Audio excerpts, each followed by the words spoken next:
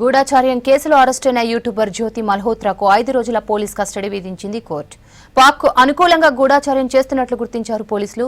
జ్యోతిని కలిసిన పూరికి చెందిన యూట్యూబర్ ప్రియాంక సేనాపతికి విచారిస్తున్నారు. నిందితులంతా ఏజెంట్లుగా, ఇన్ఫార్మర్లుగా వ్యవహరించినట్లు అనుమానిస్తున్నారు అధికారులు.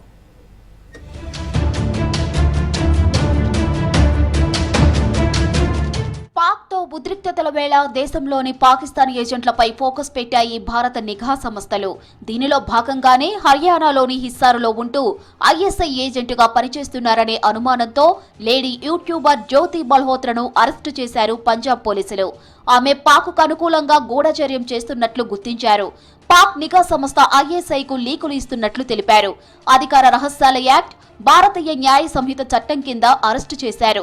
యూట్యూబర్ జ్యోతిని హిస్సారులోని స్థానిక కోర్టులో ప్రవేశపెట్టగా 5 రోజుల పోలీస్ కస్టడీకి విధించింది న్యాయస్థానం.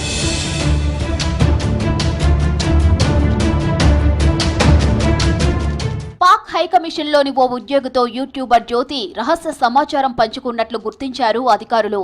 అయితే ఆ పాక్ అధికారి ఇప్పటికే దేశం విడిచి వెళ్లారు. గూఢాచర్యం ఆరోపణలతో మే 13న భారత్ నుంచి పంపించేసింది కేంద్రం. పాకిస్తానీ అధికారితో గూఢాచర్యం కేసులో హర్యానాలో మొత్తం 6గురిని అరెస్టు చేశారు పోలీసులు. వీరంతా ఐఎస్ఐ ఏజెంట్లతో నిత్యం టచ్లో ఉన్నట్లు గుర్తించారు.